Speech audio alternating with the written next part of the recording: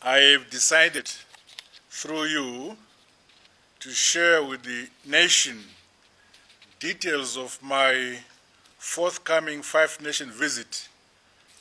My visit to the first four states will enhance bilateral relations in line with our policy of engagement. As you may be aware, these four countries have had good relations with us before and after independence, with Russia standing with us in the United Nations Security Council at our moment of greatest need. My visit this time around will focus predominantly on bilateral economic engagement, especially in areas of mining, technology, agriculture, energy, and human capital development. Zimbabwe already has scores of students who are receiving tertiary training in critical skills area. In Switzerland, I shall be attending the Davos World Economic Forum. Alongside other world leaders and business executives, I shall be consolidating and reaffirming our message that Zimbabwe is open for business in the context of our policy of engaging and re-engaging the world.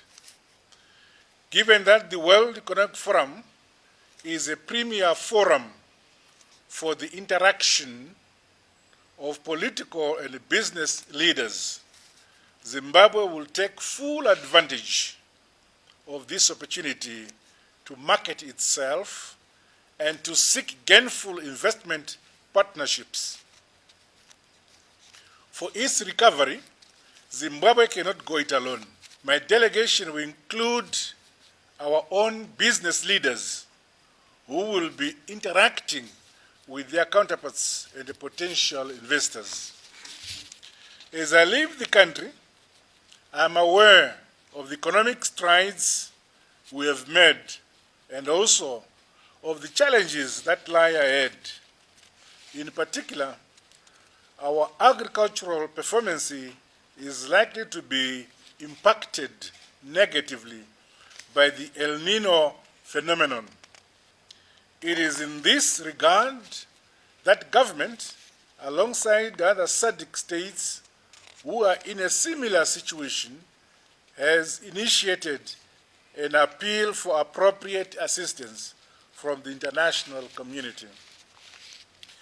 Let me now turn to the fuel situation obtaining in the country. Following the persistent shortfall in the fuel market attributable to increased fuel usage in the economy and compounded by rampant illegal currency and fuel trading activities, the government has today decided on the following corrective measures. 1.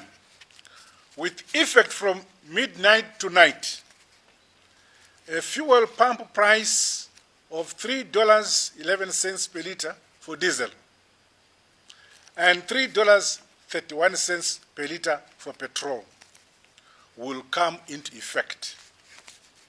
These prices are predicated on the ruling official exchange rate of 1-to-1 between the bond note and the United States dollar, and also on the need to keep fuel retailers viable. Guests of government, by way of foreign missions and other registered foreign bodies, and tourists who fuel and refuel at designated points at the price of US $1.24 per liter for diesel and $1.32 per liter for petrol, upon production of proper identification of documents. 2. Cognizant of the need to prevent generalized price increases for goods and services in the country, with the attendant hardships which that will entail, especially to the commuting workers, the government has decided to grant a rebate to all registered business entities in the manufacturing sector, mining sector, commerce sector, agriculture sector, and transport sector. Details on the exact form the rebate system will take will be announced in due course. Given these cost mitigations and incentives, government does not expect and will not allow businesses to trigger a new round of price increases. 3. Equally, government will enhance the export incentive scheme by an additional 2.5%. Government has put in place measures to ensure constant fuel supply into the country for sustainable fuel availability. 5. Government is putting in